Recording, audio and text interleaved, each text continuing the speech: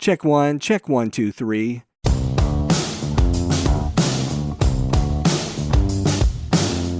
Hey everybody, it's Michael Helms, also known as Michael the Sound Guy, and this is the Location Sound Podcast. You know, each episode we talk with location sound mixers, boom ops, and other industry pros about the various aspects of recording sound on location, whether it's for feature and independent films, TV commercials, interviews, any time where dialogue from actors is recorded. I started my career in the recording studios in New York City with some of the big artists back in the day, and later on projects for networks like HBO, Sci-Fi Channel, and the Cartoon Network. As time went by, I got out of the studio and began working in production sound. Whether you're a seasoned veteran or just starting out, thanks for joining us.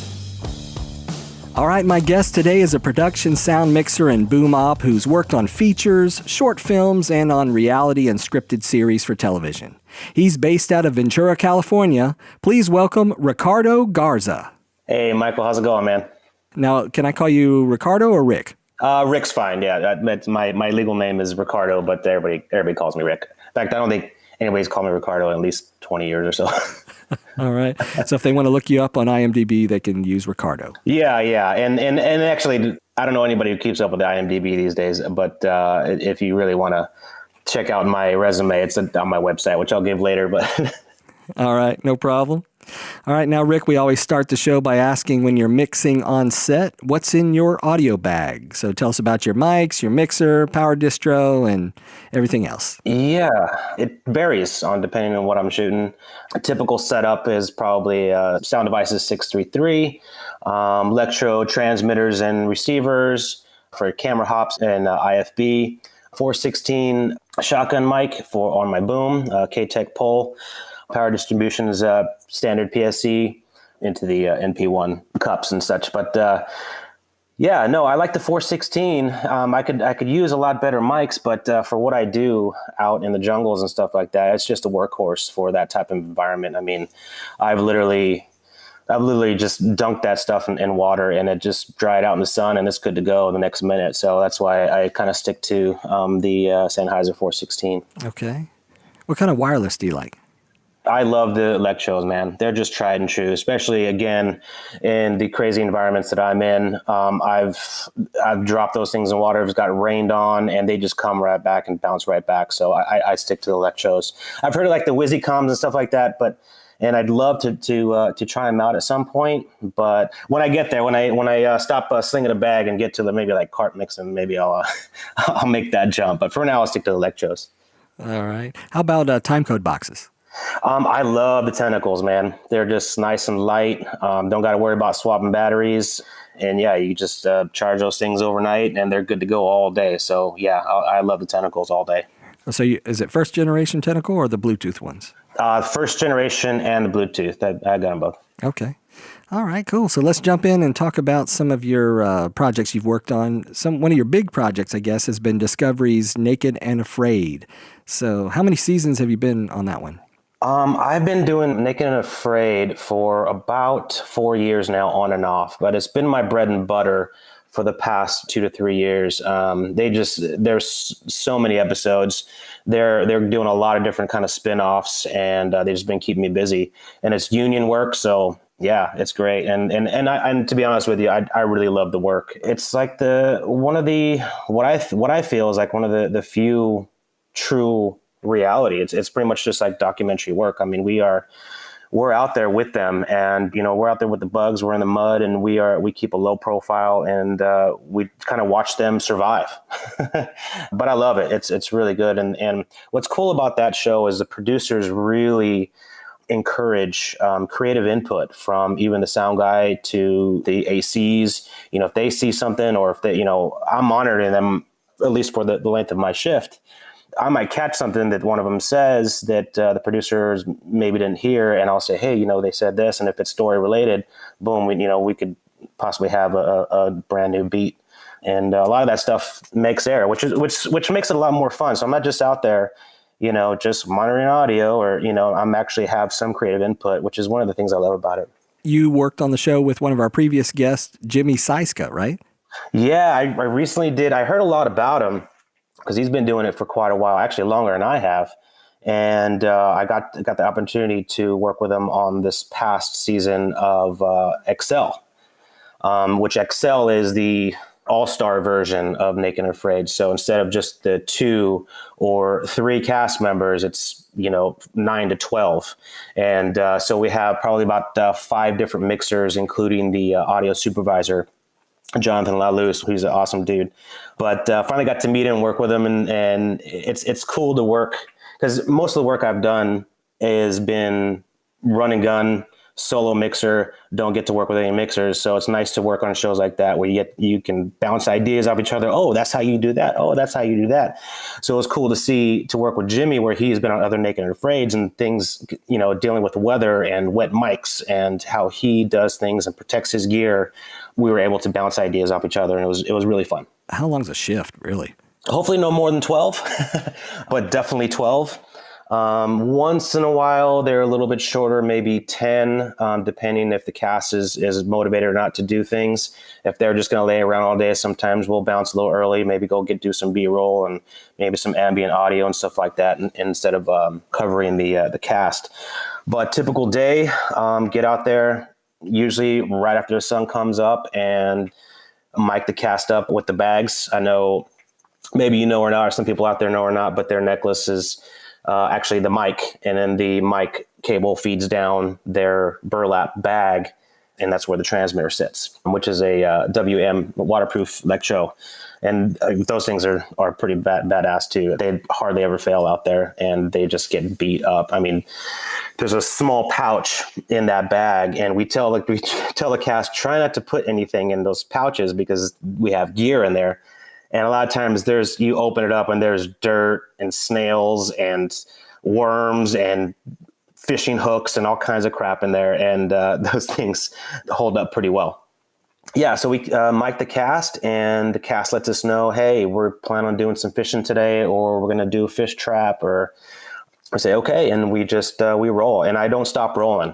There's no cutting for me. I just roll hour-long clips. So when hour comes up, I'll just hit the record button again and then starts a new roll, but I never stop recording, because a lot of the times, maybe we'll be off at our break having lunch or something like that, where I'll set the bag down and, or the cameraman will take a break, because the camera guys they're shouldering up, 8 to 10 hours straight. But so they need a break once in a while, but it's usually when they set that camera down, boom, they see a snake or they see something, but we don't have the picture, but at least we have the audio to connect that story.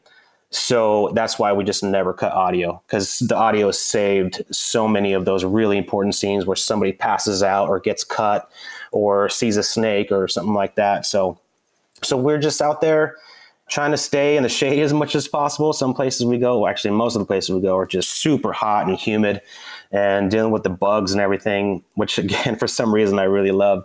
But we try to get a story, a couple major beats out of the day, and then we do it all over again the next day. The regular season is 21 days. The Excel version is 40 days. So yeah, for 21 days straight or 40 days straight, that's what we do. Okay. Now, you guys have a base camp nearby that you stay at the whole time? No, it's bush camp, and essentially it's where the medical staff hangs out, and it's where we have our lunch breaks, which is usually a really good distance away, at least we try to get within yelling distances in case of emergency. But the bush camp, and then we could put some gear there, but most of our stuff, we are hanging out there by the cast camp unless they go down to a river or they go on a major hike to go hunting. But yeah, we have to keep all of our gear on me. I mean, there's pictures online of me with all the stuff I have to carry. I mean, yeah, it's just a 633, but when you got to carry that thing 12 hours a day, it gets really heavy, not to mention all your extra batteries, all your extra mics and, extra booms and stuff like that is all on you, because you never know when something's going to happen. You just got to be ready to go. So there's not really a central spot where you can just leave your stuff and forget it. Okay. Where do you go at night? Where do you sleep? We stay in a hotel or a lodge. We've been getting pretty lucky lately. We've been staying in some nicer places, but a lot of people think that we camp out there with them, but we don't. At night, we set up infrared cameras and set up a couple 416s that are waterproofed to the best I can. And then that's ran into a recorder And then we split for 12 hours, and then we come back the next morning. So they're really on their own out there for 12 hours at least. Yeah, I was thinking you guys were camping out there with them at a base camp, and No. We're usually back at a nice air conditioned hotel, but sometimes it's the location is just so remote. Like for example, Ecuador. We were on the Cuyabina River, and it was about a 15-minute boat ride away to our lodge. But the lodge was literally on this little island in the middle of nowhere. So they had no AC, limited power. It was all solar power. We somehow got internet to where we can, email family and the occasional call. But sometimes we're very remote as well, but definitely not half as much as they have to deal with out there, obviously. But we're pretty comfortable. It's a union show, so they gotta keep people happy, That's good. And so you guys are like lathering up with insect repellent and all that? We try not to. I know me personally, I try to go without as long as possible, because we try to keep, like I said before, we try to keep a very small footprint. And when they're out there, the cast members I'm talking about, when they're out there for a certain period of time, their senses get very heightened. And they can smell what you had for lunch. They can smell your deodorant. They can smell the detergent on your body. So that takes them out of their bubble. And we want to keep them in their bubble and make them feel and that like they're all alone out there, which a lot of times they are. But the more that we kind of have our extra sense around, it takes them out and it reminds them that they're not really alone. So it kind of messes with the story a little bit. So, but yes, if it gets too bad, we definitely, we got lots of DEET and stuff like that we spray. And when it gets just unbearable, which is a lot of the times, not gonna lie, but we try to go minimal as far as that's concerned. We don't wear cologne or anything like that.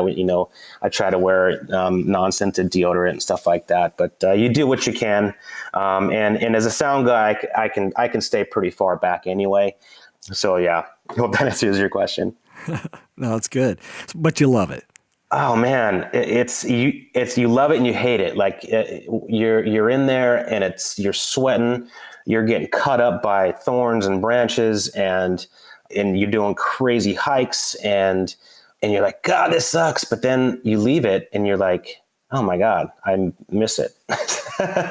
Yeah. So it's but yeah, I love it, and I hope that they're doing some really interesting things, Naked and Afraid. So I'm hoping that stuff really takes off and it kind of revitalizes their format, and more people will start watching, which it's pretty high rated already. But yeah, I want to continue doing it for as long as I can, for sure. Nice. All right. So another show you've worked on was Mariah's World. So,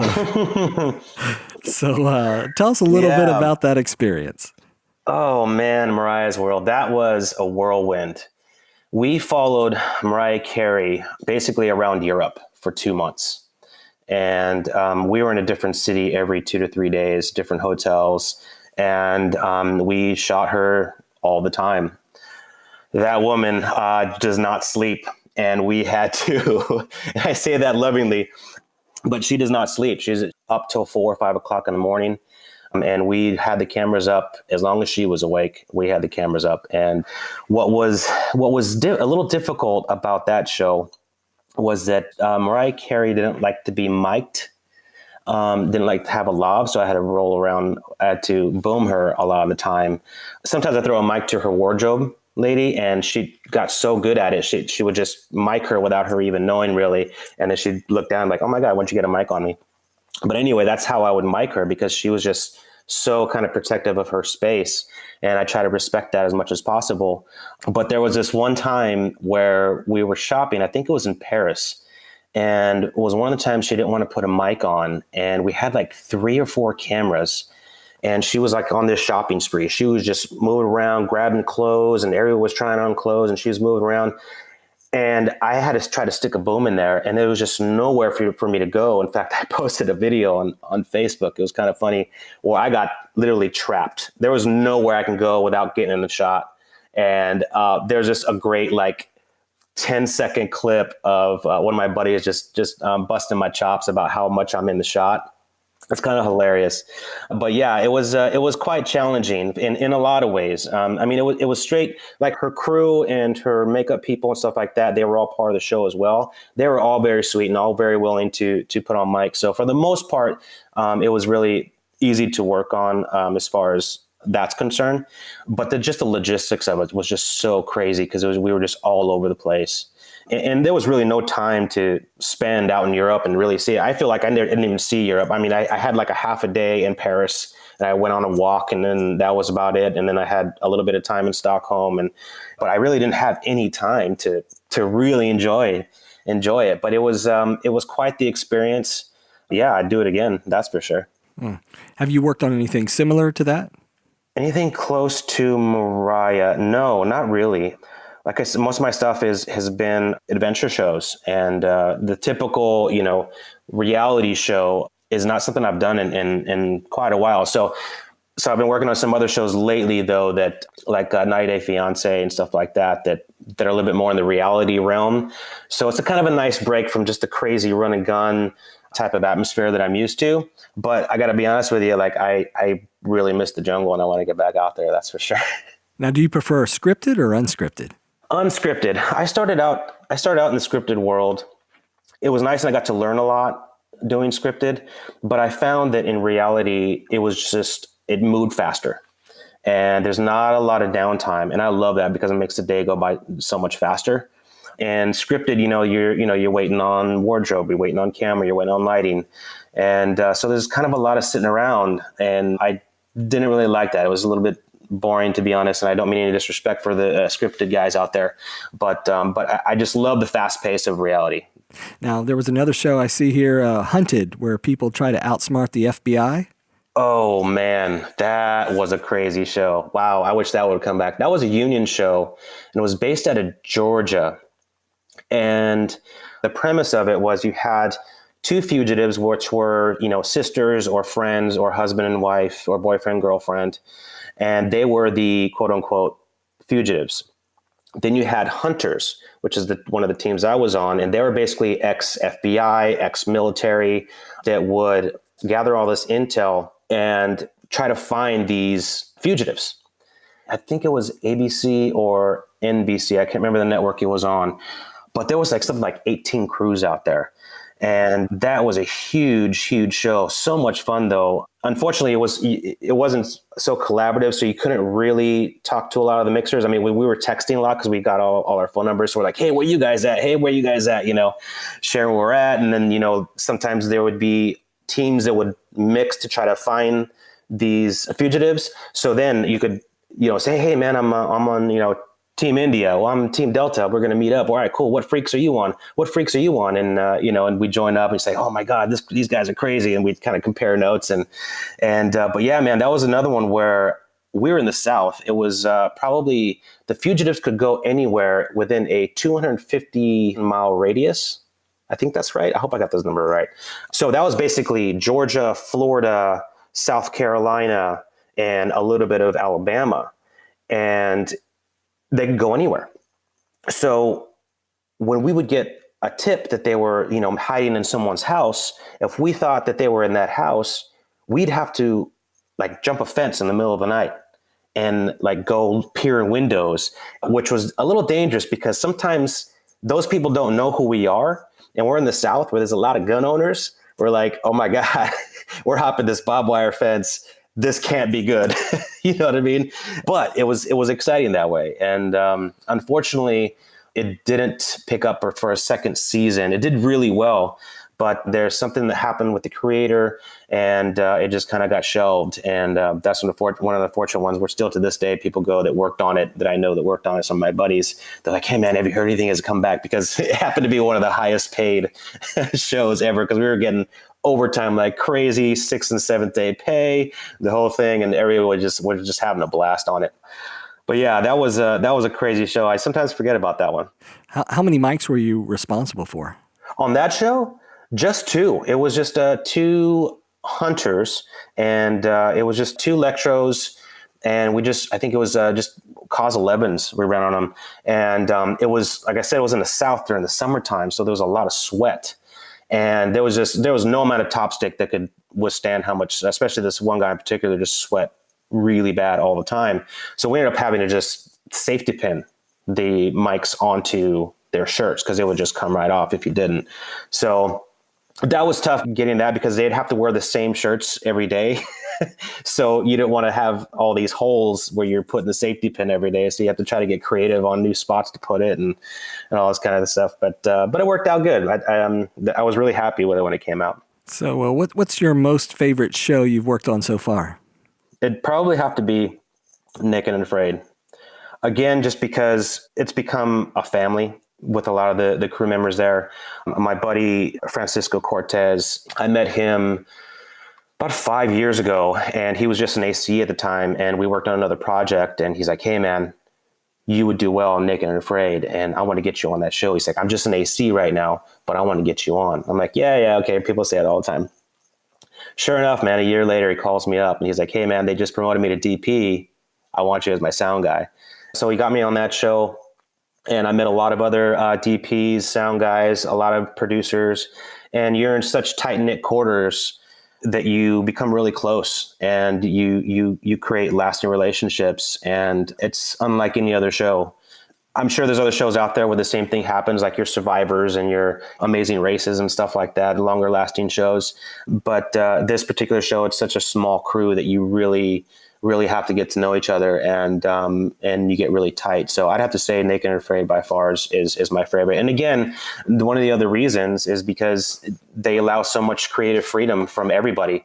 And, we'll sit down for an OTF or an interview, and when the producers asked everything they need to ask for the day, they'll turn to me and say, hey, you have anything, Rick? Or, hey, Francisco, you have anything?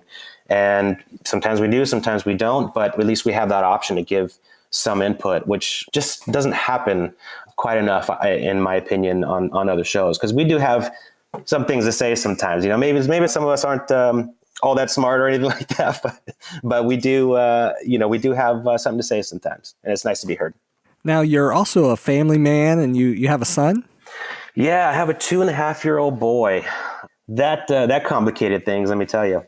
When it was just me and my wife, doing this job, it wasn't so bad. I was home a lot. I was gone a lot, but she was able to have her own life and do things like that. But go out with her friends and stuff like that. But as soon as we had a son, man, it just made it really tough. Do you have kids? I do. I have 2 daughters. Okay, so you understand. Do you travel much for work? Not that much. Oh God, that's good. That's good. Yeah, no, it's. Thank God for technology where you can FaceTime and send videos and stuff like that. So I do that as much as I can.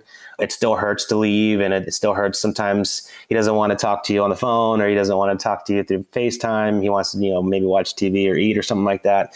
And you're like, okay, all right, well, I guess I'll talk to him another day, But he's a 2-year-old. They don't quite know exactly, but he does know that daddy's gone. And so sometimes I get the cold shoulder a little bit. But when I'm home, it's really nice to get him, he's daddy, and then he runs to me and hugs my leg, and that's always fun. So, but yeah, it's been a difficult road. Luckily, I have a wife who is just one of the strongest people I've ever met in my life, and she understands it. She's the one that encouraged my career. And every time there's a gig, we talk it out and say, hey, can we do this? Should I stay home this round, or should I just go for it? And we talk it through, and as long as we communicate, it tends to work out. And we try to talk every single day. It works. It works for us. Yeah. I mean, now I'm thinking about it. Last year, I spent 10 months away from home, 10 months out of 12. And people are like, my God, how do you do it? And again, it's having the strong woman who just backs you up and gets it and understands. She never makes me feel guilty for being away. And she encourages everything that I do and all the decisions I make. And yeah, I thank her big time, because if it wasn't for her, man, I don't think it would work. Yeah, it's great to have a supportive spouse. That's awesome. Yeah, there's a reason why I waited till I was 40 to get married. Had to find the right one, and she's the right one for sure. Nice. All right. So how do you network to keep business consistent? I don't like to think of it as networking. I think of it as building relationships. A lot of people will think that they're networking and they'll go out and maybe have lunch with somebody, maybe have a drink with somebody, and then that's the end of the relationship. And then they wonder why they're not finding work. I've done a really good job, and I actually learned this lesson from a mixer. His name is Blair Halver. I don't know if you heard of him or not, but he's been in the game for a long time. And he served sort of a mentor to me as I got into the reality TV world. He said, you have to make friends, not just professional relationships. And so I took that and I started creating relationships. Like when I would go out to have a drink, I wouldn't just end it there. I would go out again. I'd find out about them and, invite them to my house for dinner. I mean, and I can honestly say the people that I work with, whether it be an EP or producers or line producers or other mixers, the people who are in my life are truly my friends.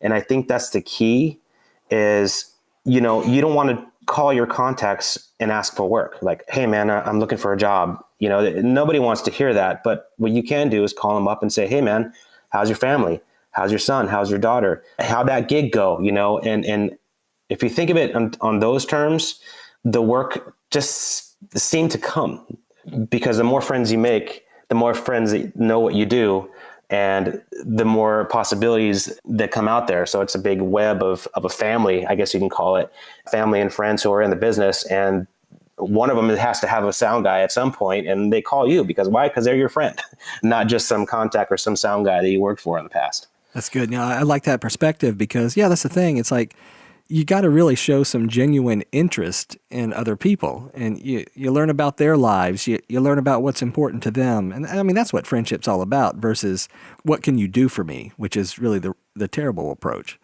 Yeah, absolutely. I mean, you have to have, this is probably a cliche term now, but you have to create more value. And you do that by just being a trusted friend and be there for them when they need you, and not just for work, but if somebody needs help moving, hey, get in your truck and go help move if you got one, or just be there. And that's how you create value is through friendships. Nice. All right. So now you were also in the United States Navy?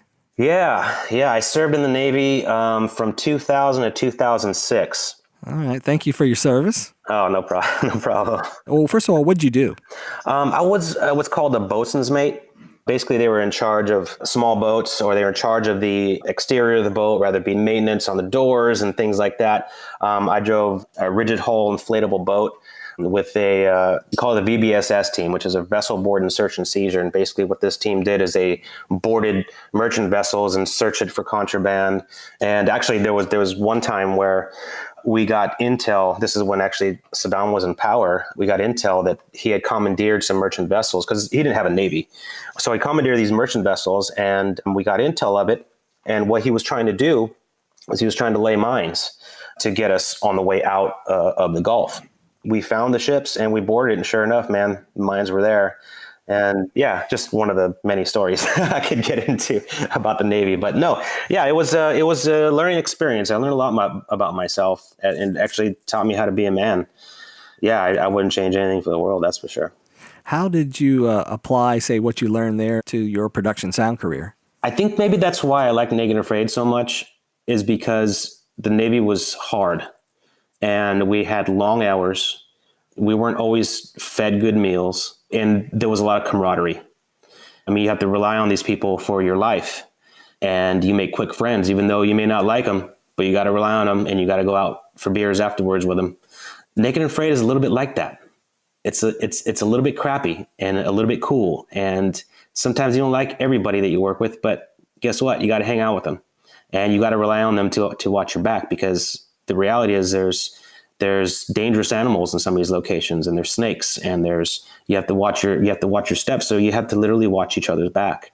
And there'd be several times where camera op is backing up and there's a snake right under his foot, and you have to say, hey, there's a snake on your foot, or push him out of the way or something, So I think, to answer your question, actually reminds me of a saying that me and my buddy Francisco, actually the guy who brought me on to Naked and Afraid, he's an Army veteran, Francisco Cortez. He's an Army veteran, and I think that's why we connected so well. But he always says, embrace the suck. And that's exactly what you got to do out there, is embrace the suck. And I have fully embraced it for sure. That's a good saying. I like that. It's cool. Yeah, because you can either complain about it or you can embrace it. And it's much better to laugh about it than cry about it, you know? Yeah, yeah. All right. The question now is, what was your worst on-set experience? I would say my first time on Naked and Afraid. It was my first show. I had never worked in the environments. I'd never worked in wet environments. You know, we've always been inside. You know, this is coming from a scripted world or a reality show where it's, you know, it's much more controlled. But since the nature of this show, you can't, if your mics go out, you can't stop. You can't yell cut because those guys have to protect their fire. They have to, you know, they got to keep living. And whether your equipment is working or not, they're still surviving. So it was in Canada, and they had spent 6 days to get this fire going. And this fire, if they didn't have it, it was so cold out in Canada that, I mean, one of them almost got hypothermia. So if they lost that fire, that was it. They were done. They would have had to tap. It hadn't rained much until this day, and it was probably around day 10 or something like that out of 21. And all of a sudden, torrential downpour. Boom. Their mics go out. Their lav mics. I'm like, okay, I got to boom. So I'm booming, and their fire is going out because there's water rushing into their shelter. Their shelter is just, the integrity is just not strong enough to keep the rain from dripping on the fire. And they're scared. I mean, this is a huge, huge TV moment. And all my mics go out. I throw my boom in there. That goes out. I'm like, I don't know what to do. And my buddy Francisco, I look over at him. He's just like laughing his butt off. And he's just like, dude, this is nothing, bro. So luckily though, I had a spare boom, got that up. We got the scene. It all worked out good in the edit. But yeah, that was probably the worst and best experience actually, because I overcame that moment. And I'd have to say, yeah, that was pretty rough. I have another worst experience story too. Yeah, go ahead. So this was early in my career, and it was actually the first reality show I'd ever worked on. And I actually started in post. So I hadn't really done any production up until this point. And I got asked, and I needed money. They're like, hey man, we'll give you $400 if you run our gear and do our show. I'm like, sure. Yeah. I know sound. Yeah. So I show up on set, and it's a 788. It's a 522, 8 411s. And this is all stuff I have never seen before. Like, I don't know what any of this stuff does. And so like, all right, man, we're shooting in an hour. We make sure you're up and running. And none of the stuff was built. There was nothing dialed in. They literally just got it from the rental house and dropped it in front of me. And no cables were, nothing. So in a panic, I call up my instructor from school, which was a few years before that. I'm like, hey bro, you've done reality, man. I don't know what any of this stuff is. And we shoot in an hour. I don't know what to do. So he goes, hey, relax. Remember your signal flow.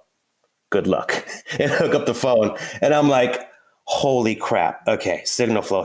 All right. What does this do? All right. I need to make this happen. So one by one, I made these wires just start working. I knew nothing about frequencies. I didn't know. I mean, I knew frequencies existed obviously, but I didn't know about blocks, and I didn't know any of that kind of stuff. And so I just started punching dials, man, and making stuff match up and playing connect the dots. And one mic working. All right, cool. That sounds good. Next one. All right, another mic working. Okay, that's cool. And oh, cool. Here's some tape. And I just slapped the tape, on in their wardrobe under their shirt. Cool. Okay, count to 5, guys. All right, cool. Awesome. Go to the next one. All right, cool. And there was luckily there were only like 4 or 5 cast members on this one. But still, for someone who's never mic'd anybody in their life like in this manner was scary. So boom, hit record. They were never waiting on audio, and turn over the card at the end of the day, and they hired me again for something else. So I apparently did something right. But it was at that moment, it was both terrifying and exciting at the same time. I knew from that point that was like, oh yeah, this is cool. I want to do it again. Wow. Thrown into the fire. Thrown in the fire, man. I definitely faked it. Yeah, we always talk about faking it till you make it. Absolutely. There's so much truth in that.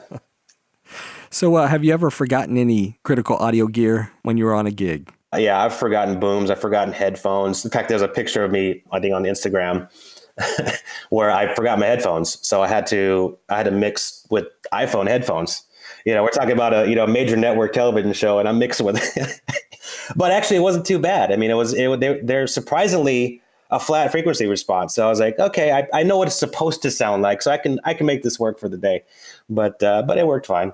Did anybody give you a hard time about it? Oh yeah, all the time. Especially when I posted the picture, like, really, man, iPhone headphones? Are you kidding me?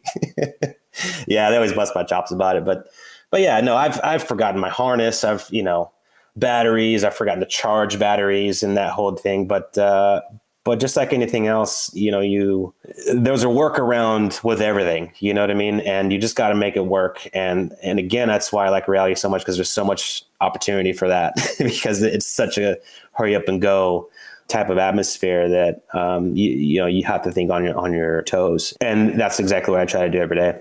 Now, when you're miking up talent, what's your favorite expendables? I like to keep it simple. Kiss it, as they say. Keep it simple, stupid.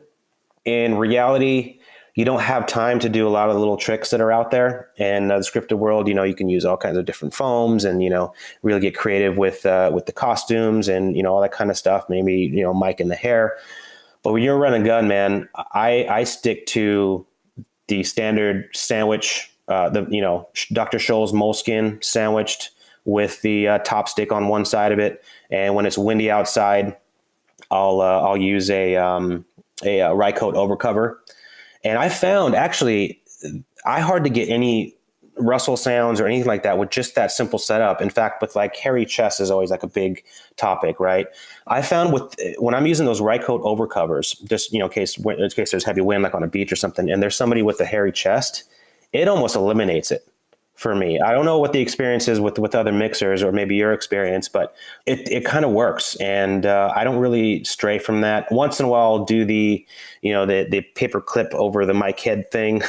That's worked in a couple of situations. In fact, I had to use that in Qatar, where one of the Qatari gentlemen, they wear those white robes. And forgive me for not knowing the name of what they're called, but they're basically white robes. And those things are just very, very noisy.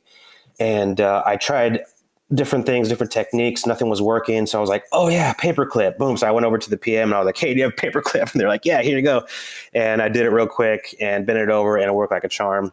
But other than that, I really try to keep it simple. I just don't have time to mess around with all kinds of different techniques. And sometimes I'll throw in a plant mic somewhere. But other than that, there's not a lot of time to get crazy with different expendables. Tell us a little bit about, I guess, for somebody, explain the paperclip. Yeah. So basically what you do is within your, I guess you could say sandwich, some people do it within the RM11s. What they'll do is they'll basically break the paperclip in half, and then they'll take the rounded edge and then they'll bend it just so it kind of protects the mic head from any kind of clothing or anything you don't want to rub against the mic head. It creates like a nice little air pocket, if you will. Sometimes it works for me, sometimes it doesn't. It just depends on whatever they're wearing. Everything depends on what they're wearing. Not everything's going to work the same for everybody in any situation. So that's essentially what it is. All right. Now let's shift gears a little bit. We've been talking about finances and taxes, and how do you handle your taxes? Do you have a CPA? Do you do it yourself? My wife is Superwoman, if I haven't mentioned that before, and she does it all. She hounds me about holding on to receipts, hounds me about using certain cards for certain purchases, and I do it. I listen because she's a smart one, not me. So. But we were thinking about getting a CPA this year just because my wife just got another full-time gig, which takes up a lot of her time. So it doesn't have a lot of time for preparation and stuff like that.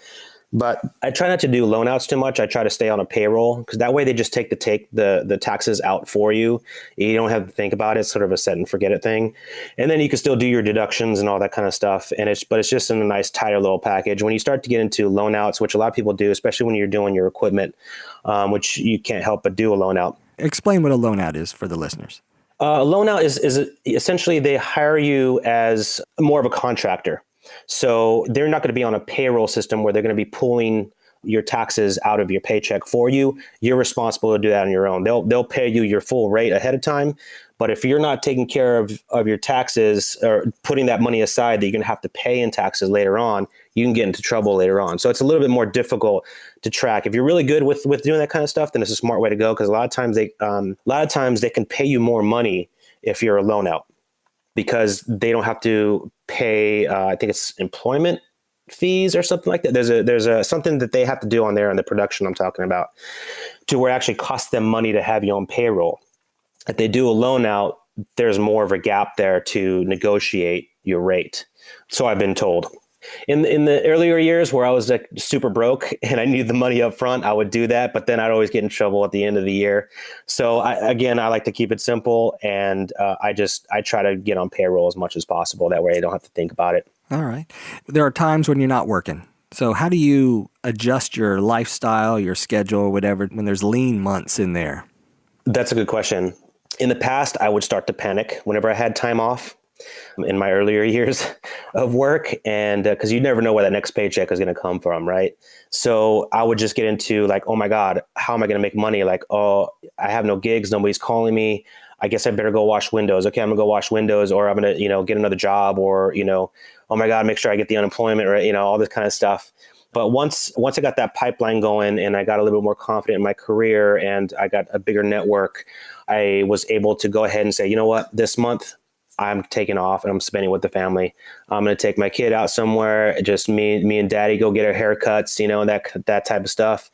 But lately I've actually, when I'm not with the family, like if my wife's at school or at work and my kid's in daycare, I like to just catch up with everything at home. I like to go out and redo the yard, or I like to dabble in video, making videos and editing and all that kind of stuff. And so I do pretty well with keeping busy. That's for sure. I don't get as nervous as I used to. Again, that just comes into that will come in time if you just keep your network strong, and you can start to see where you can fill those gaps early ahead of time, where people are talking about projects or, things like that. And now I try to enjoy my time home, especially now I have a son. I don't want to be constantly thinking about where my next paycheck's going to come from. So I just take advantage of the time that I have at home, and I enjoy the time that I have at home. My production buddies, some people I live in Ventura, which is an hour away from LA. They'll call me up and like, hey man, we got to hang. And I'm like, I'd love to, man, but I'll see you out in the field. I got to spend time with my family. And, so I'll go dark. Sometimes I won't even answer some text messages from some of my friends, which they know I do. But yeah, I just like to focus on the family and keep that strong, because there's only limited time that I'm home, and I want to keep that foundation strong while I'm here. Yeah, date nights with my wife, anything I could do to help keep our relationship strong here at home. That's what I do while I'm home. I like that. All right, now if some of our listeners wanted to get into location sound, what would you recommend they do? You pick up whatever you have and go record something. When I first started out, man, a funny story. When I started out in post-production. I wanted to make the sounds of T-Rexes, and I wanted to make spaceship sounds, and I wanted to do sound design. I wanted to be, the next major sound designer. And I had dreams of working for Pixar and, a Skywalker sound, stuff like that. Well, I realized real quick that probably wasn't going to happen, because there's a lot that needs to happen before that, and I didn't have the right resources at that time. So I was like, you know what? I've done some low budget stuff. Maybe what I'll do is I'll go out and do the production side, and I'll do low budget stuff, because usually on low budget, they're so worried about the production, they haven't thought about who's going to do their post-production yet. So maybe I'll get them on that end. So I did. So I went out and I literally grabbed a Zoom recorder and a boom, and I was doing feature films and short films that way. I mean, it was really ultra low budget stuff, so it really didn't matter that much, but I was still trying to get the most awesome sound possible with just what I had. And, you make mistakes, and I realized that wasn't the best way. So then I'm like, oh, I need a mixer. I better get a mixer. So then I got like an Asden 4.2. It was like a cheap, I think it was like a $400 mixer or something like that. So I got the nice bag, and I got my Asden 4.2 set on there, and it was running stereo into my Zoom, and that was my recorder, man. And I did that for a few years, and I actually did a major commercial, like a Hugo Boss commercial with that setup, and it turned out great. But I learned with that less valuable equipment, I guess you could say, and I learned what worked. I learned what didn't. So then when I got the really good equipment, I knew how to make that even better. But the lesson would be just go out there and do it. Do the free work, do the student films, do the spec stuff, because there's no budget out there for that anyway. But so you can go out and do that, do the best job that you can and work your way up to, the bigger stuff. Because it was kind of funny because I was doing those $100 a day. I was doing the $200 a day. And of course, this is really early in my career. And I didn't know, there was no way of really knowing how much sound mixers were supposed to make. So I was like taking whatever they would give me, which was usually like $150, $200 for the day with equipment, the whole deal. And I realized real quick, I'm like, man, I'm working a lot, but I'm still broke. What is happening? And then I worked with one of my buddies, Reza Musavi. He served as sort of an early mentor as me, really cool, talented guitarist as well, but he's a sound mixer. And I boomed for him and I told him how much I charge people for what my rate was. He's like, what? Why are you only charging that much? You have so much more talent than that. You realize he told me what you can make. And I was like, oh man, I'm an idiot. So then I literally had to fire all those old people, because once you're seen as low budget, you're going to be seen as low budget. You can't work for somebody for a certain amount and then try to raise your rate on them later on. They're like, no, well, wait a minute. Like a year ago, you only charged me $200. Now you want to charge me, $1,000 a day. What's going on? And when I say fire, I just said, I let them kind of slide by and just told them I was not available when I really was. And I started going for the bigger stuff. And yes, that big jump hurt, but you had to do it. And I realized my value at that point in my career, and I knew what I should be getting, and I just went for those, and I started networking in those circles. So understand that, yeah, you're going back to the advice. Understand that at first it's going to suck, pay is going to suck, and you're going to be hungry, but learn, make mistakes on the lower budget stuff, because you're going to make mistakes, and big mistakes. I mean, there are times I can remember where I had no audio for the whole day. I mean, those type of things. And you're just like, oh my God, what I do? Well, it's a newbie mistake, of course, right? So make those mistakes early, get that out of the way. And then when you start to charge real money, you're not still making those mistakes. I've seen a lot of mixers where they're on their second, third year mixing and they're charging, standard rates. And you're just like, wow, man, you still have a lot to learn. And I hope you don't mess up one of these huge shows, because that could end you, those type of mistakes. So just go out there and do it. And don't be shy of your equipment. Ask a lot of questions. Be curious. I mean, curiosity is a tough thing to teach, but I know 20, 30-year veterans that still act like they don't know anything, even though they do, because you always got to be a student. You always have to be learning. And just because you do it one way and it's working for you, there still might be a different way and an even better way to do it. So keep your mind open, keep your mouth shut, and listen. That would probably be my best advice. All right, Rick, as we kind of start to wrap things up, what's the best way for people to get in touch with you? You can follow me on Instagram. My Instagram handle is adventure_audio guy, or you can email me at rigaudio@yahoo.com. Yes, I still have a Yahoo. All right. Well, I want to say thanks to Rick Garza for being on the show today. Thanks, buddy. I really appreciate it. And a big thanks to all of our listeners out there. If you'd like us to discuss a particular topic, please send us an email at locationsoundpodcast@gmail.com. We would love for you to subscribe and leave us a comment. We're available on Apple Podcast, and for Android users, check out Google Podcast. Also, we're on Stitcher, Spotify, TuneIn Radio, and on your favorite podcast app. Until next time, remember, sound is half the picture.